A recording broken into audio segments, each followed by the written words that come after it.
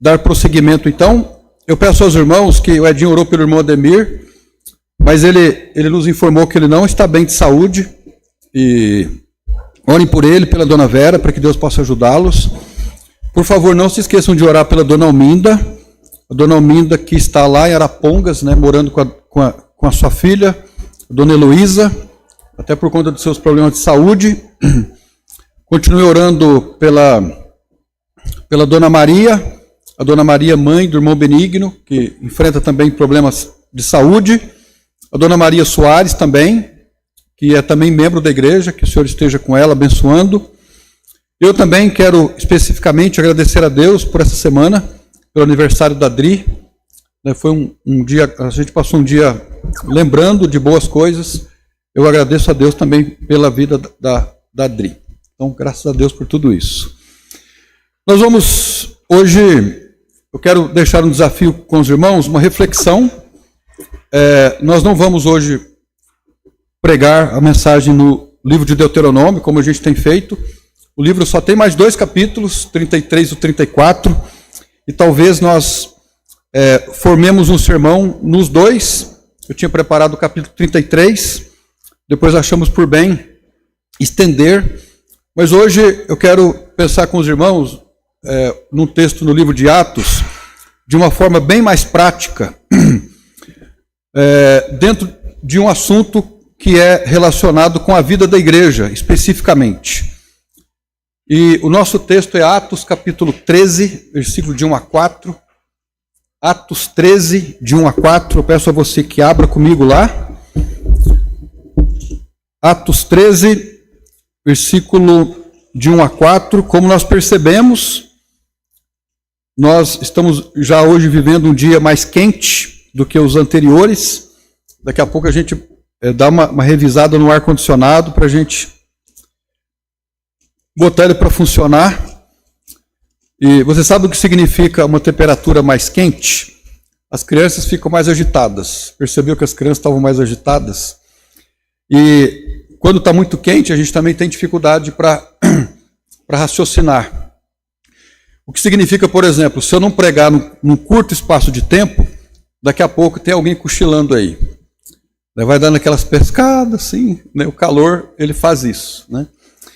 Mas eu prometo que não vou demorar muito tempo. Semana passada eu me estendi um pouco mais, mas hoje, sem perder a objetividade, nós queremos procurar fazer em menos tempo. O nosso texto, então, é Atos, capítulo 13, versículo de 1 a 4. Alguns anos atrás nós pregamos um sermão aqui, mas não é a mesma coisa, houve aqui várias coisas diferentes, e eu quero pregar sobre a igreja de Antioquia, uma igreja modelo. Antioquia, uma igreja modelo. O nosso texto, então, é Atos capítulo 13, versículo de 1 a 7, onde se lê assim: E na igreja que estava em Antioquia, havia alguns profetas e doutores, a saber, Barnabé, Simeão, chamado Níger, e Lúcio, Cirineu, e Manaém, que fora criado com Herodes, o tetrarca, e Saulo. E servindo eles ao Senhor, e jejuando, disse o Espírito Santo: Apartai-me a Barnabé e a Saulo para a obra que eu os tenho chamado. Então, jejuando e orando, e pondo sobre eles as mãos, os despediram. Vamos orar então, para nós hoje olharmos para o livro de Atos, algumas questões bem práticas para a nossa vida cristã. Senhor nosso Deus e nosso Pai, agradecemos ao Senhor pelo dia de hoje. Aliás, nós queremos mais uma vez agradecer pelo dia de ontem. Acreditamos que foi um dia importante para a igreja. A escola dominical nossa foi uma bênção hoje. Teve uma boa participação dos irmãos. Agradecemos pela vida de todos eles. Agradecemos agora pelos irmãos que estão aqui, por aqueles que estão acompanhando pela internet. Nós oramos por eles, oramos pela dona Bem-vinda, morando lá no Ceará, participando conosco ativamente de todos os cultos. Agradecemos também pelo irmão Germano em Ponta Grossa, da mesma forma, participando conosco virtualmente de todos os cultos. Agradecemos por outros que não se identificam, mas que a graça do Senhor esteja com todos. Agradecemos por aqueles que moram aqui e que num domingo à noite são impedidos de virem por questões de força maior, mas estão demonstrando o seu apreço tanto para a igreja como pela tua palavra, a tua palavra, e nós rogamos que o Senhor esteja também com todos. Oramos agora para que, ao passearmos pelas páginas aqui do livro de Atos, nós possamos fazer uma reflexão e não somente refletir, mas tomar decisões. A tua palavra diariamente nos convida a tomarmos decisões. Tua palavra diariamente nos convida a rompermos com posturas anteriores e retomarmos ou tomarmos posturas que nos aproximem mais do Senhor. O Senhor é um Deus que faz convites, mas não força, não obriga. Mas para nós, quando não aceitamos convites do Senhor, nós colhemos consequências muito duras ao longo da nossa vida. Não é isso que nós queremos para a nossa vida. Nós queremos colher benefícios, bênçãos. Embora todos somos beneficiados de uma forma ampla, todos compartilhamos da tua graça comum, mas muitas bênçãos sobre as nossas vidas que poderiam ser produzidas pela fidelidade a Cristo, elas se perdem. Mas hoje à noite, que nós possamos tomar decisões que culminem em bênçãos para nós, para nossa família, para nossa posteridade e que resulte em glória para o teu nome. Pois é assim que nós oramos nesse momento, no nome de Jesus. Amém. Nós vamos então fazer uma introdução agora sobre a igreja de Antioquia, e essa introdução eu quero dividir em 3 partes. Primeiro, fazer um comentário sobre o contexto de Atos, em segundo, um comentário sobre o contexto do capítulo 3, e em terceiro, o contexto da igreja nos dias atuais. Em primeiro lugar, o contexto do livro de Atos. O livro de Atos foi escrito por Lucas. Lucas escreveu a um homem muito rico na época, uma pessoa influente, o Teófilo, e ele escreveu porque esse homem rico, ele estava muito interessado no evangelho, por ter percebido que o evangelho estava causando naquela época.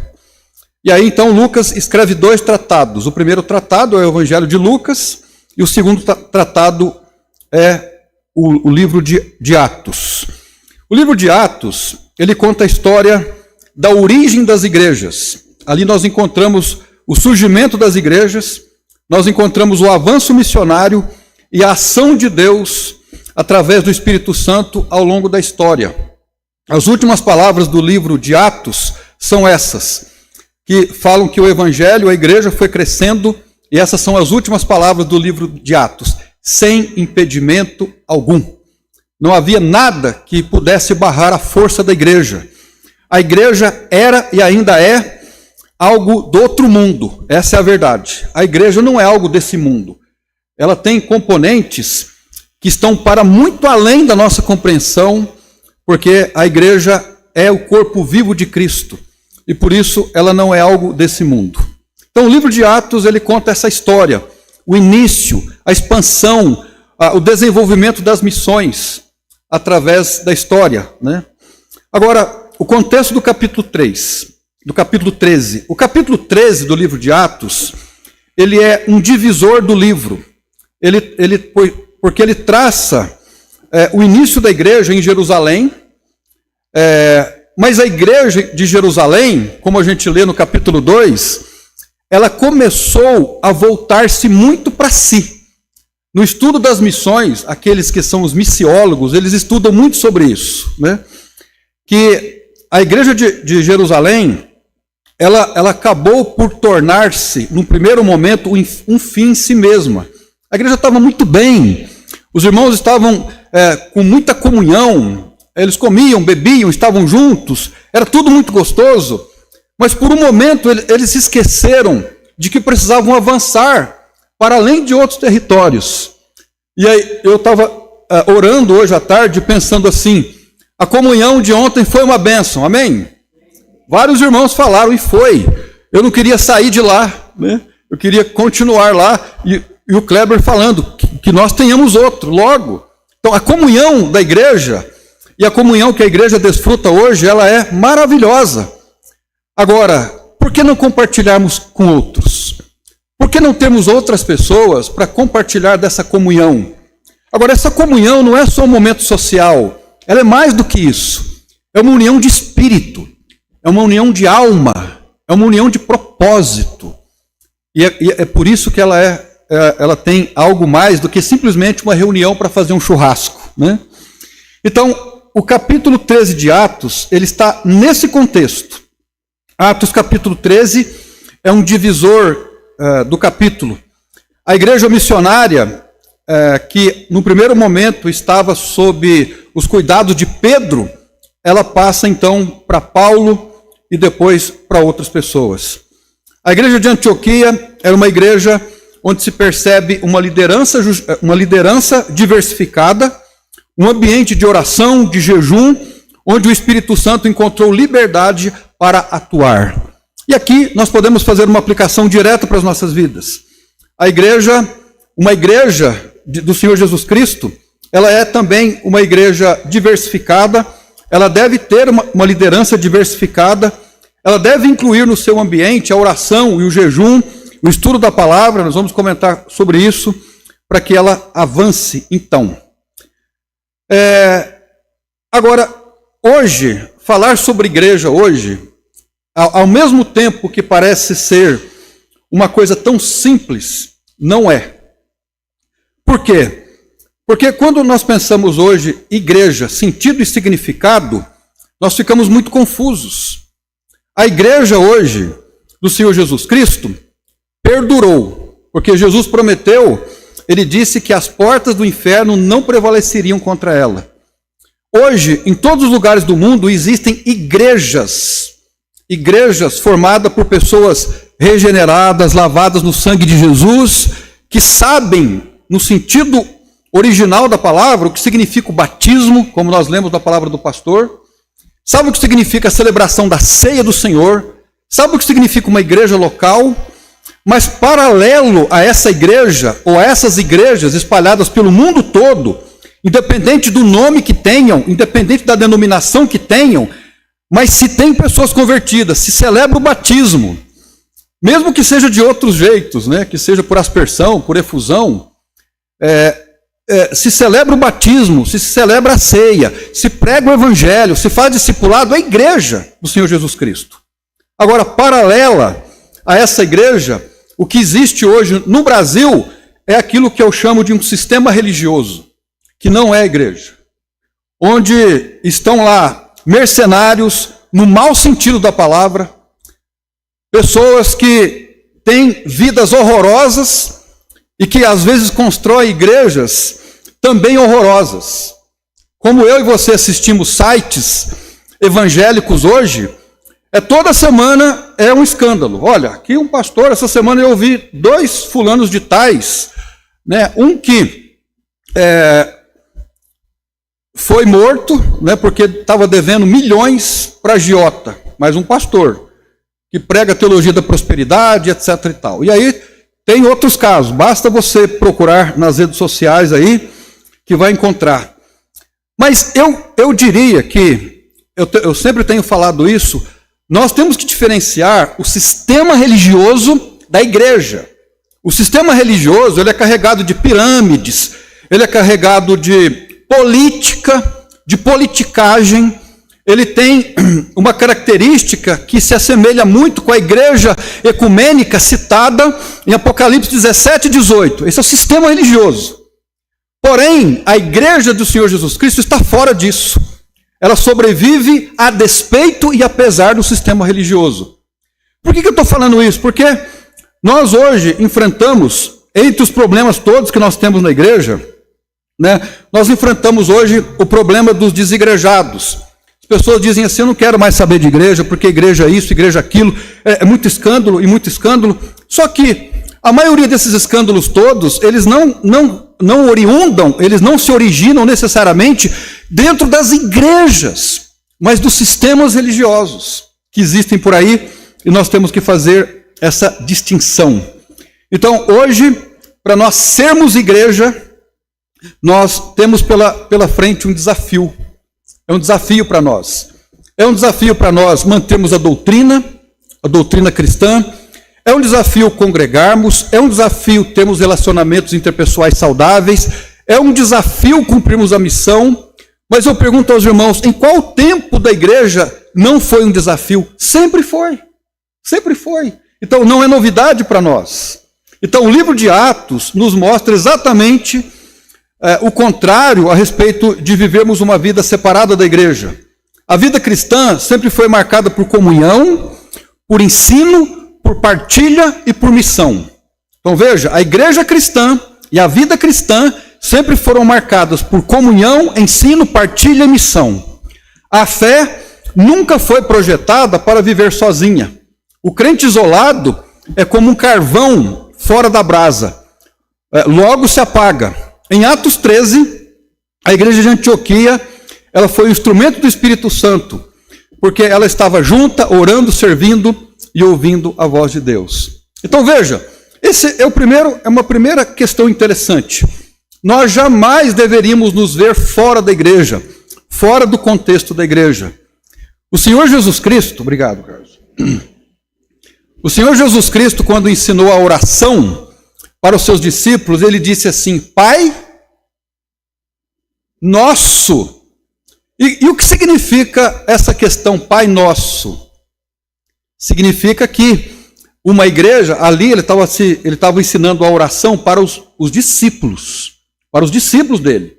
Ele não estava ensinando para a multidão, ele estava ensinando para os discípulos, os apóstolos, que se tornaram mais tarde as colunas da igreja. Então ele diz Pai Nosso. Então não era só uma pessoa. Certamente nós não rezamos o Pai Nosso, mas a oração do Pai Nosso, ela revela componentes vitais da oração que fazemos a Deus.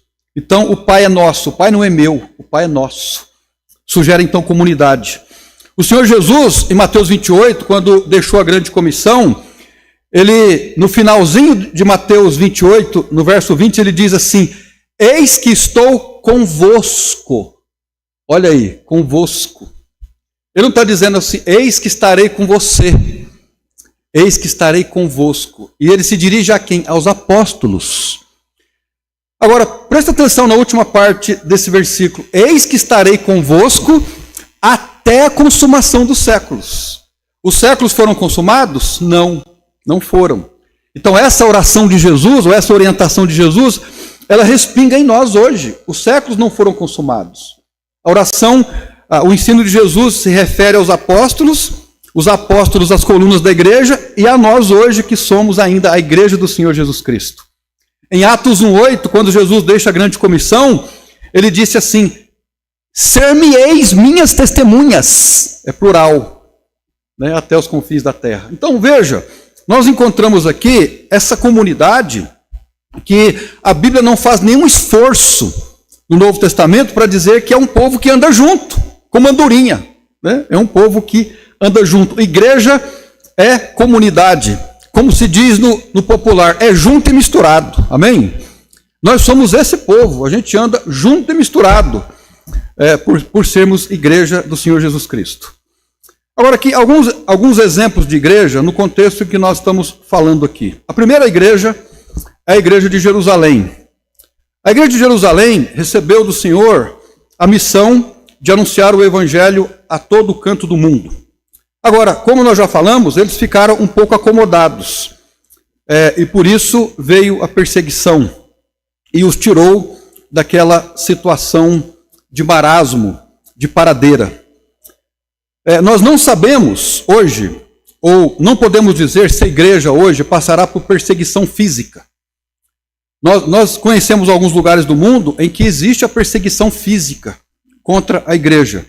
Eu recebi agora uma notícia aqui, num site de notícia cristã, que hoje uma igreja lá nos Estados Unidos foi invadida e queimada. Eu não sei qual foi a consequência disso, qual a característica disso, não conheço nada, mas não sei se é uma perseguição, pode ser que seja um fato extremamente isolado. Agora, a maior perseguição que nós enfrentamos hoje, no contexto de igreja, é o endurecimento, o materialismo, o comodismo. Então, a maior perseguição que nós enfrentamos hoje é consequência de um vento gelado que está esfriando o coração do povo. Né? Então, pensa você, parece que é aquele vento gelado que vem passando, um vento da cultura, e congelando o coração das pessoas, de maneira que aquele coração, ele está congelado, quase morto. Ele não tem mais vida, está morrendo de hipotermia. Essa é a perseguição de hoje. Desinteresse por aquilo que nós deveríamos nos interessar. E interesse por aquilo que nós não deveríamos ter nenhum interesse. Porque não faz parte da igreja do Senhor Jesus Cristo. Eu li uma história certa vez de um rapaz que vivia num país muito... ele estava numa caminhada num país muito frio. Eu não me lembro exatamente o lugar agora. E ele estava quase morrendo de frio, de hipotermia. Mais à frente ele encontra um corpo caído. E ele se aproxima do corpo e percebe que aquela pessoa estava quase morrendo, mas ainda com vida. E ele pega então aquele corpo, joga nas costas e começa a caminhar com dificuldade. Caminha. Mais à frente ele encontrou um socorro e ambos foram reavivados. Eles não perderam a vida. Constatou-se depois que o fato de ter colocado um corpo quente no seu outro corpo quente, ambos aqueceram, porque o movimento que ele fez de carregar o peso de um outro corpo fez com que os dois sobrevivessem. Isso é igreja, irmãos. Nós não podemos deixar o corpo ali. Nós temos que colocar sobre os nossos ombros. Não digo literalmente, estou falando de maneira metafórica, mas nós precisamos carregar aquele que está morrendo de frio, que já não quer mais frequentar a igreja, que não quer mais a comunhão dos irmãos, que já parou de ler a Bíblia, que já parou de orar. Nós temos que ir lá e dizer para ele: você quer que eu carregue você? Às vezes precisa carregar. Mas aquele corpo pode dizer assim: não, eu não quero. Eu quero morrer de frio. Nós não podemos fazer nada. Mas nós temos que jogar sobre as nossas costas. Porque às vezes aquele corpo já quase morto sobre as nossas costas vai fazer com que nós nos exercitemos e está ali a nossa própria sobrevivência. Os irmãos estão entendendo essa questão? Isso é a igreja do Senhor Jesus Cristo. Considerando o fato de que nós não enfrentamos hoje uma perseguição física. Você encontrou polícia aí, exército na rua impedindo você de chegar até aqui? Não. Nós não encontramos isso, nós temos liberdade. Mas nós temos a perseguição do comodismo, da frieza, das prioridades erradas. A gente não prioriza aquilo que nós deveríamos priorizar. Nós deixamos, às vezes, a obra de Deus e os interesses da igreja lá em último lugar. Se der, eu faço. Se der, eu vou. Isso significa, então, a morte da alma, o desinteresse pelas coisas de Deus. Então, tudo isso é lembrado no contexto da igreja de Jerusalém, que acomodou-se. Uma outra igreja que nós poderíamos citar aqui é a igreja de Samaria.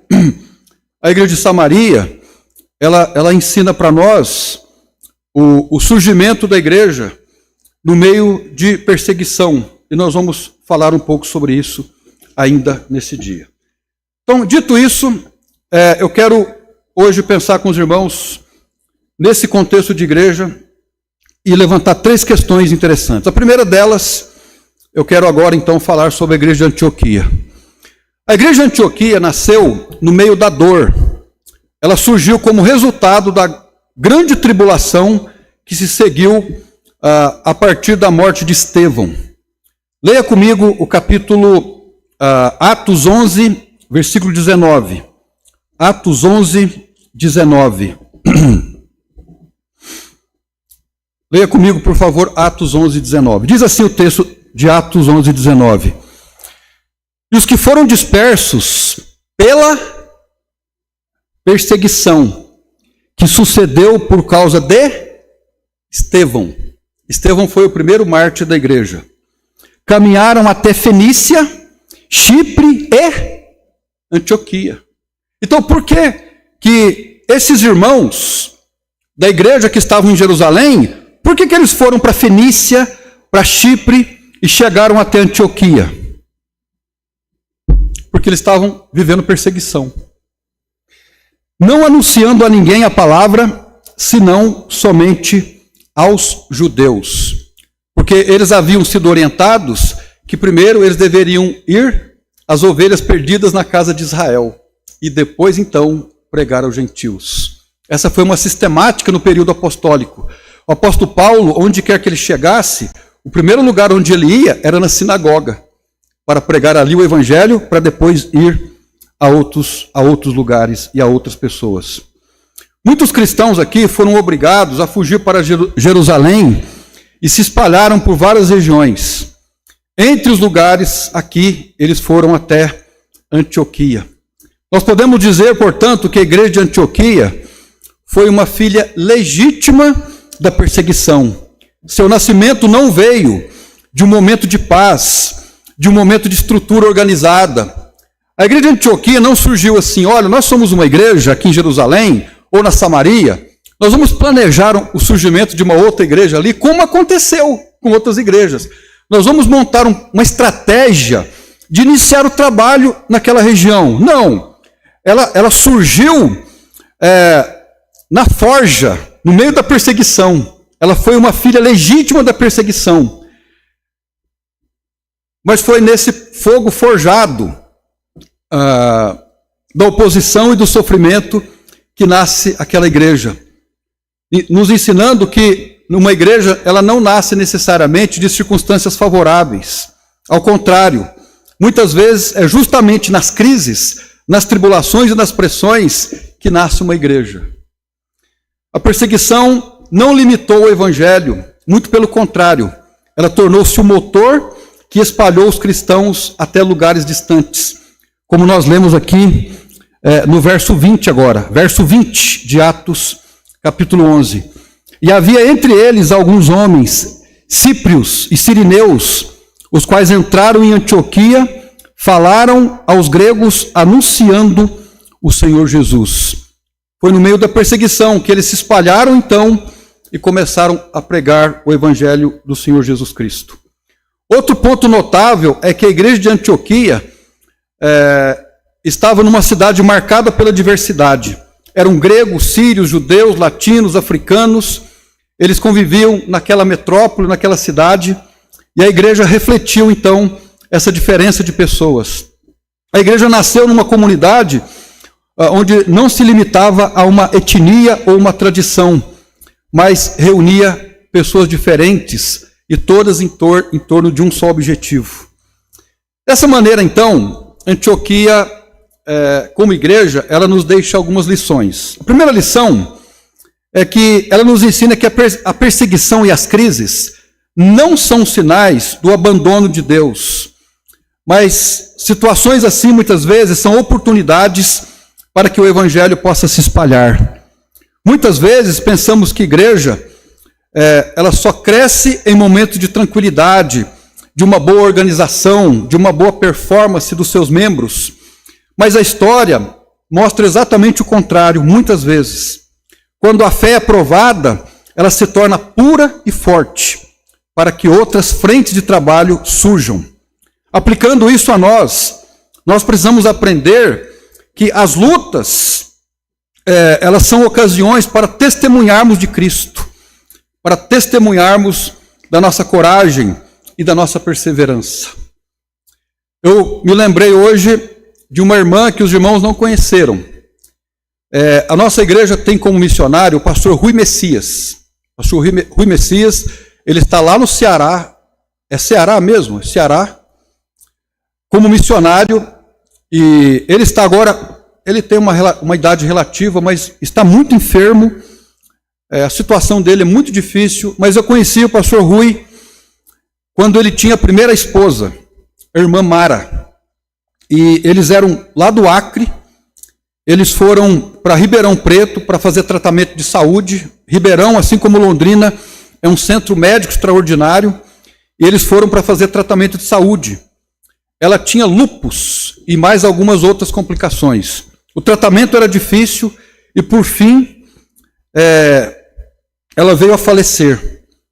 E eu ouvi depois muitas pessoas testemunharem daquilo que ouviram da boca da irmã Mara, como uma pessoa desenganada pelos médicos, com seu corpo já totalmente debilitado, de uma forma assim indescritível, poderia ainda botar um sorriso no rosto e agradecer a Deus por todas as bênçãos, né?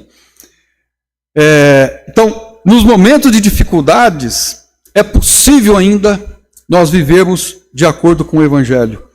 Eu me lembro de uma outra irmã lá, hoje eu estou saudosista mesmo, né? Lá de Orlândia, que ela fazia tratamento contra o câncer em Barretos. Orlândia e Barretos são cidades quase que vizinhas. E o pastor Carlos e a dona Agnes, de vez em quando, iam até Barretos para levar a irmã Ana. E no momento que, já muito difícil da vida dela, ela estava com câncer, um tumor no cérebro, eles estavam indo para Barretos, ela começou a chorar. E o pastor Carlos, tentando acalmá-la, dizendo: irmã Ana, fique tranquila, né? Deus está cuidando de tudo. Ela falou: pastor, eu não estou preocupada comigo. A minha preocupação é que eu tenho medo de, em algum momento, negar o nome do Senhor, mas está tudo certo, né? Está tudo certo. E ela faleceu naqueles dias. Então, a igreja de Antioquia nos ensina isso. No meio de tribulação, no meio de dificuldade, é possível nós nos sermos ainda missionários. E isso tanto no sentido pessoal, individual, como no sentido de igreja. A segunda lição que Antioquia nos mostra é que a igreja, ela não pode ser um clube fechado, limitado a um grupo específico. Ela nasce em um contexto multicultural para refletir essa diversidade, essas pessoas diferentes. Ela desafia a termos a porta aberta, a nos tornarmos uma igreja acolhedora, capaz de receber pessoas de diferentes lugares, de origens diferentes, de histórias diferentes, de realidades diferentes. E é isso que a gente vê. Sabe por quê, irmãos? Quando nós estamos numa igreja, quando as pessoas procuram uma igreja, isso no sentido amplo, dificilmente uma pessoa procura a igreja quando tudo vai bem. É verdade ou não é? Geralmente, quando nós procuramos uma igreja, é porque nós estamos numa situação difícil, financeira, uma enfermidade, um problema na família, ou até mesmo estamos à procura de uma questão existencial para resolvermos o sentido da vida. Agora, a igreja, ela acolhe todo mundo, amém?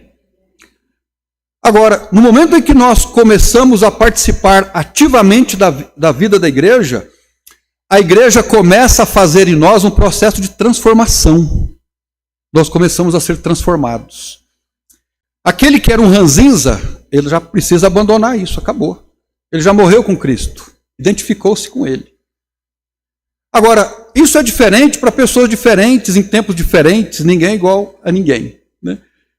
E nós todos temos que ter a compreensão de que tem que ter um tempo para cada pessoa. A gente não pode padronizar. Eu aceitei Jesus, fumava, no outro dia já não fumei mais. Ok. Mas pode ser que um outro vai levar 10, 15, 20 anos. Né? Mas ele é um crente fraco. Tudo bem. Eu preciso ajudar ele. Né? Nós temos que ombrear, jogar esse corpo morto nas costas. Porque às vezes a luta pela sobrevivência dele pode significar nossa também. Isso é a igreja. Então a igreja, ela carrega com ela aquele bordão: venha como está. E é verdade. Só que depois é transformação. Nós temos que entrar no processo de transformação. Nós temos que ler a Bíblia com vontade, sem vontade. Nós temos que orar com vontade, sem vontade. Você já leu a Bíblia sem vontade? Eu leio toda semana. Já orou sem vontade? Quem vai confessar aí? Todo dia eu oro sem vontade. Tem hora que eu tenho vontade, mas não é toda hora. Nós temos que congregar com ou sem vontade. Amém? Se for preciso, jejuar com ou sem vontade. Visitar alguém com ou sem vontade. Mas eu não concordo com isso. Mas isso é igreja. Isso é igreja do Senhor Jesus Cristo. Não é um clube, é um organismo vivo. E na medida que eu me envolvo, o envolvimento provoca desenvolvimento. Se eu não me envolvo, eu não desenvolvo. Se eu não me envolvo, eu não desenvolvo. Então vai passar 20 anos e eu continuo ali um bebezinho espiritual. Eu quero leite, eu quero leite. Não olhou para mim, não me cumprimentou, não deu bola para mim. Acabou. Depois de 2, 3 anos de conversão, é discipulado. Pastor, qual é o meu dom? Você já sabe o seu dom? Eu acho que eu sei o dom de quase todo mundo. Me procura, não cobro nada, vou dar uma ajuda para você descobrir o seu dom. Sabe por quê? Eu vou dizer por quê. Se você não descobrir o seu dom e começar a usar, vai começar a lidar com problemas emocionais. Você sabia disso? O pastor Donaldo ensinou isso há 40 anos atrás, eu acho. Inclusive, ele tem um livro que fala sobre isso. Se nós não desenvolvermos os nossos dons, se não servirmos na igreja, nós vamos desenvolver problemas emocionais. Vai começar a dormir pouco, entrar em depressão, porque nós fomos feitos para servir. Isso faz parte da nossa composição. Então, irmãos, chega para cá, vamos servir a Deus. Agora, se você não é um crente, isso aqui não é para você. O que eu estou falando aqui, vai entrar aqui e sair por aqui mesmo. Você está pensando assim, pastor, acaba logo com isso, porque eu quero ver os gols lá quando eu chegar em casa. Ou eu quero jantar. Você não vai ter interesse nenhum. Mas se você é habitado pelo Espírito Santo, a chama aí, tá? Senhor, joga mais fogo aqui. Eu estou precisando, né? Deus nos chama para olharmos para fora das paredes do templo, levando evangelhos às casas, aos vizinhos, aos colegas de trabalho e também apoiando a obra missionária para que ela alcance outros lugares. Assim, se quisermos ser uma igreja como a igreja de Antioquia, nós precisamos buscar transformação em meio às crises e às oportunidades que o Senhor nos dá. Abraçar a diversidade como expressão do reino de Deus e vivermos para a glória dele. Irmãos, congregar não é fácil. É fácil. Quem aqui é casado sabe que conviver com uma pessoa diferente é um desafio, não é? Eu sou casado, vai fazer 26 anos. Eu agradeço a Deus pela vida da Dri. Mas ela é a minha lixa, eu sou a lixa dela. Nós nos afiamos. E se você diz assim, não, o meu casamento, como eu já ouvi, meu casamento não tem problema. Eu fico pensando, mentiroso. Não tem casamento que não tem problema. Agora, se você tem um filho ou uma filha, você sabe também que é uma tarefa difícil, não é? O seu filho tem uma vida assim como um reloginho perfeitinho? Não tem. Se você disser, está mentindo. Vai pedir perdão para Deus, isso é mentira.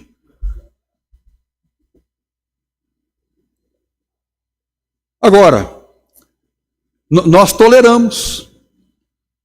Os meus pais vão fazer 57 anos de casados.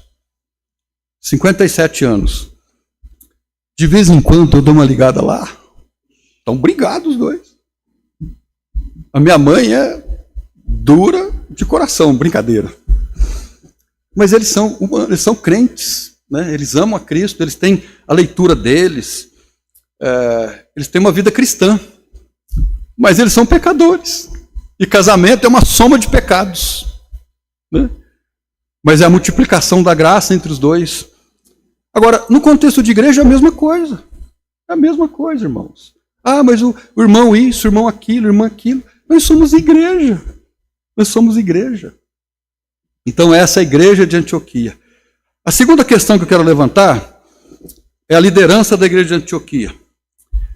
Aqui no capítulo 13 nós lemos assim: e na igreja que estava em Antioquia havia alguns profetas e doutores, aqui a palavra é ensinadores, professores, a saber, Barnabé e Simeão, chamado Níger, e Lúcio, Cirineu e Manaém, que fora criado por Herodes, o tetrarca, e Saulo.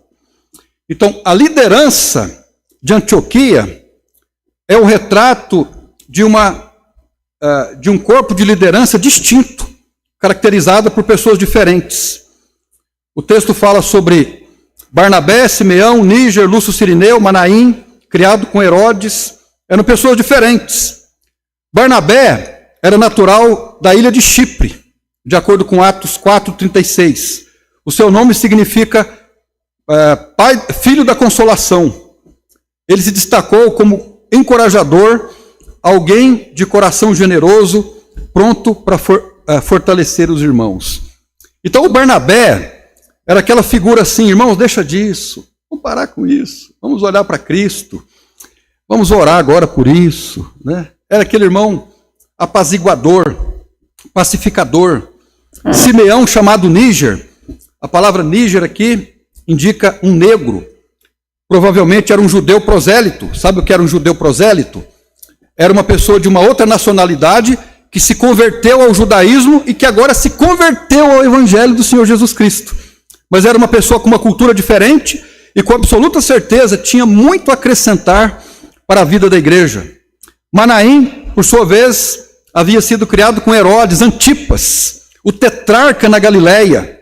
A sua presença na liderança da igreja demonstrava como o evangelho chegou e através dele poderia chegar a pessoas da nobreza. E por fim, nós temos Saulo, que mais tarde tornou-se Paulo, um fariseu, um profundo conhecedor da lei judaica, capaz agora de doutrinar as igrejas por onde ele passava. Essa diversidade na liderança era um sinal de maturidade e testemunho da ação do Espírito. Homens distintos, olhando para uma mesma direção, com culturas diferentes, classes sociais diferentes, mas todos olhando para o Senhor Jesus Cristo. Irmãos, aos poucos nós estamos vendo, formando lideranças entre nós. Amém? Já prestou atenção nisso? Nós temos aqui alguns homens que estão se levantando. Entre eles tem japonês. Eu vou parar por aqui, não vou falar mais não, né? Tem alguns homens mais velhos não, mais vividos, mais experientes, alguns mais novos, e nós precisamos de uma liderança que tenha esses elementos discrepantes, porque aí há um complemento. Quando existe tudo igual, alguém é desnecessário. Mas quando são diferentes, todos são úteis para a obra de Deus. Então, uma liderança numa igreja, ela pode ser formada por pessoas com formação diferente, pode ser um doutor, pode ser um iletrado, pode ser um jovem, pode ser alguém experiente, desde que cada membro da liderança esteja debaixo do senhorio de Cristo. É muito melhor uma igreja, eu estou usando como exemplo, não me refiro a nenhum dos nossos. É muito melhor uma igreja ter um secretário, uma secretária, um tesoureiro, uma tesoureira semi-analfabetos do que um doutor que não teme a Deus. Muito melhor. Então todos precisam estar debaixo de Cristo. Nesse contexto nós temos aqui pessoas jovens, pessoas acadêmicas. A igreja precisa de pessoas acadêmicas, que conheçam a doutrina, que saibam ensinar a doutrina, mas não precisa ser só o pastor. A igreja pode ter outras pessoas que ensinem, tanto que nós estamos ainda debaixo da possibilidade de fazermos mestrado e doutorado. Eu disponibilizei para a igreja, desafiei os homens, as mulheres, vamos fazer, vamos estudar, né? Nós temos que conhecer a verdade, e ainda há oportunidade para isso. Aplicando tudo isso aos nossos dias, nós temos que entender que a verdadeira liderança espiritual não depende de origem social, cultural, mas do chamado de Deus para servir e valorizar o dom que Deus deu. Igreja, liderança e agora, em último lugar, os membros da igreja. Leia comigo Atos capítulo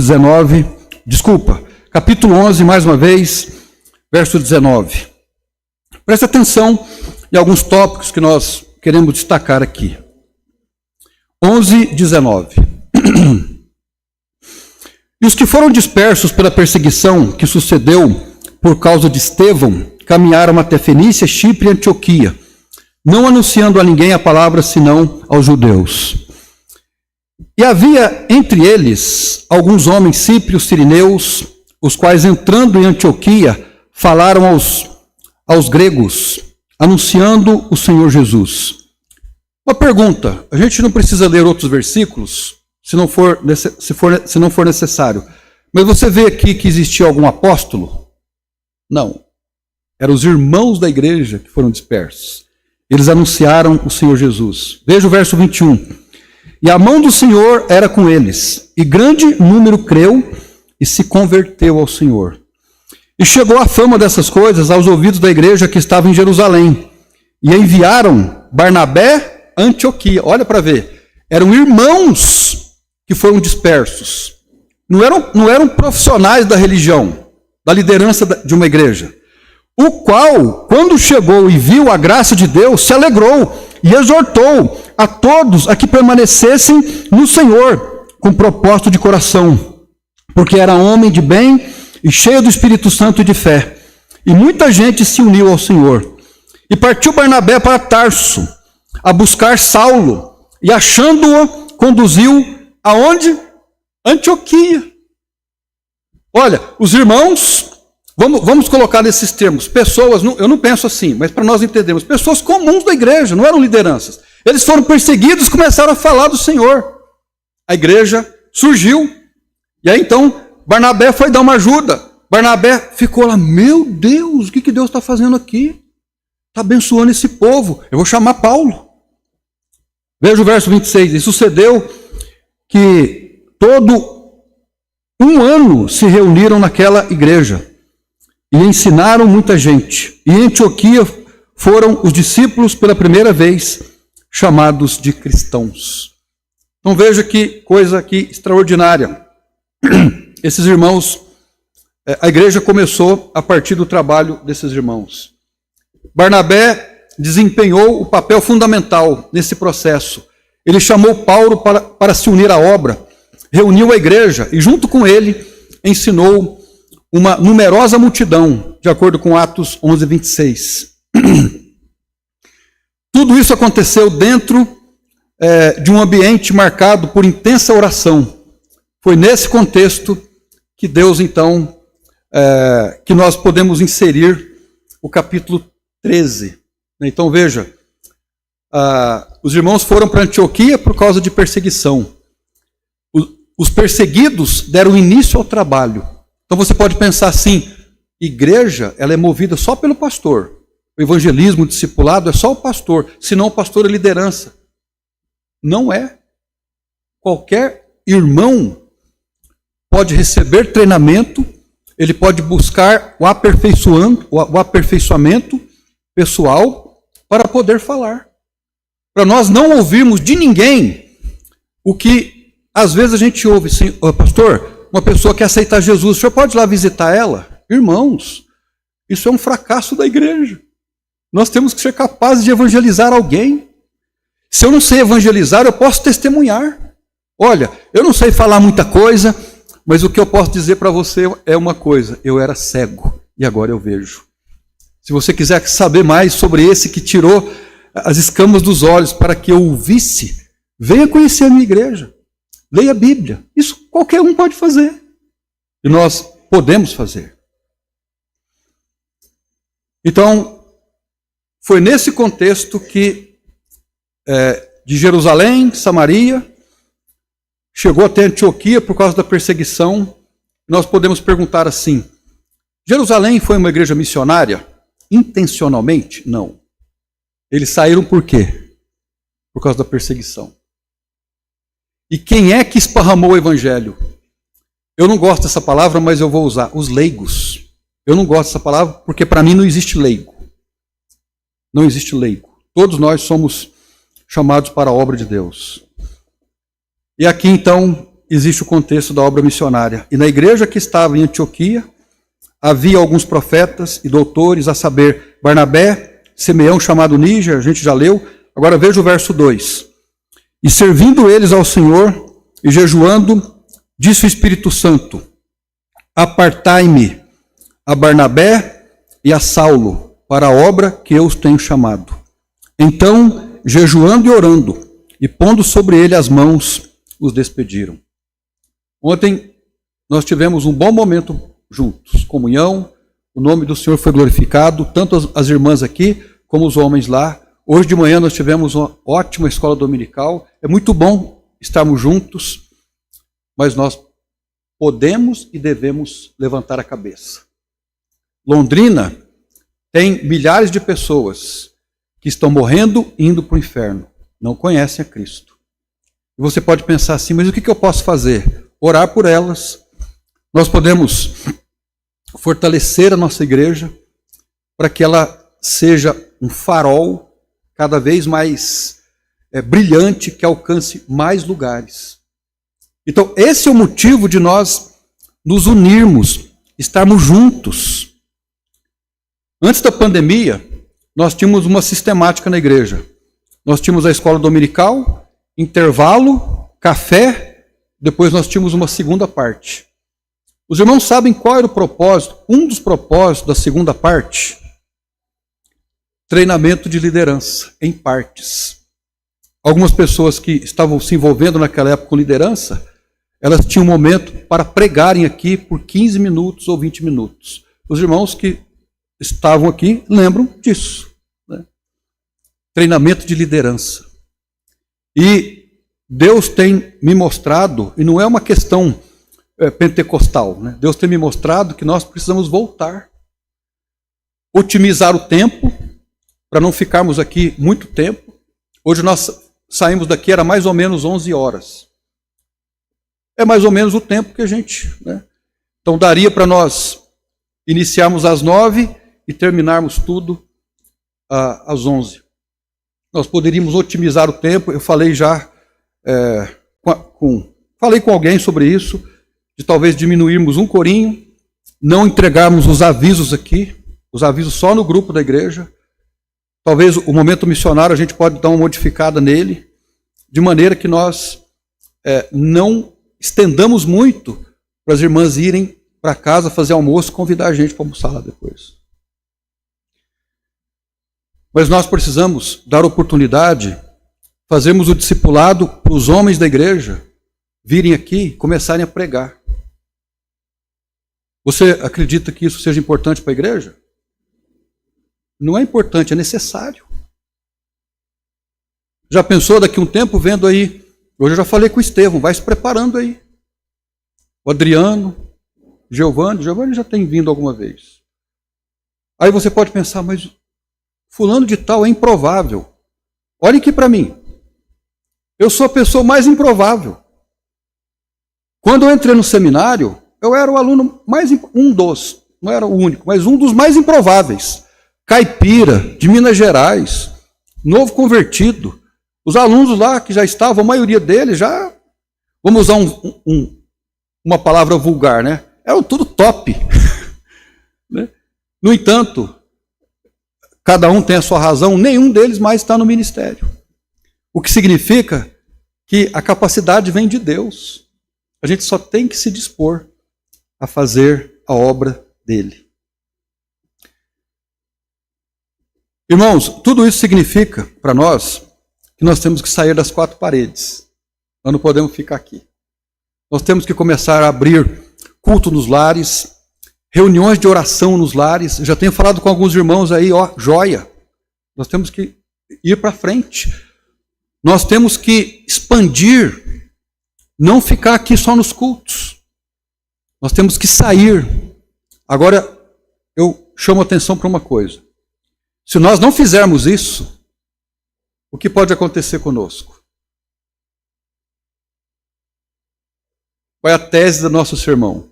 Deus pode mandar perseguição. Ele pode mandar para nós problemas pessoais, porque nós estamos em desobediência.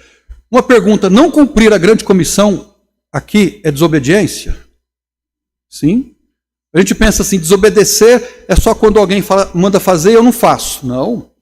Desobediência bíblica, teológica, é quando nós não fazemos aquilo que nos foi mandado fazer.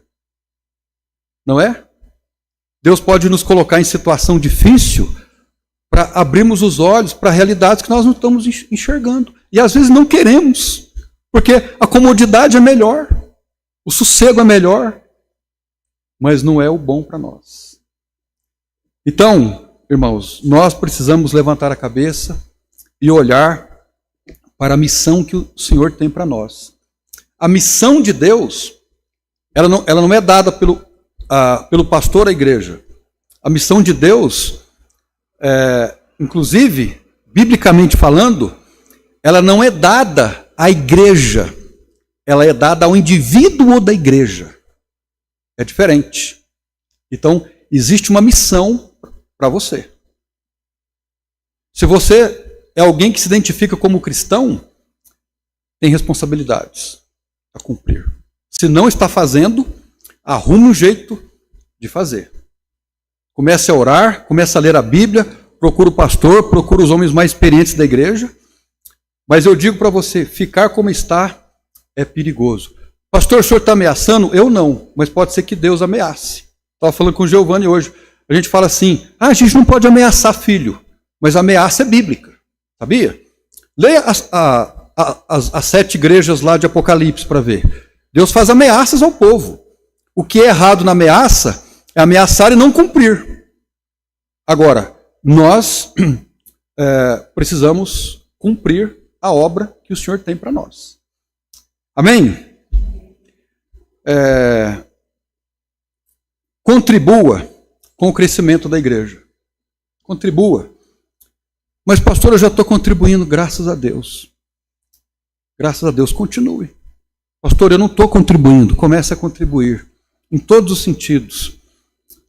Trabalhe para que esta igreja seja uma igreja onde você levaria a sua família, onde você levaria um colega, onde você quereria que os seus filhos fossem criados.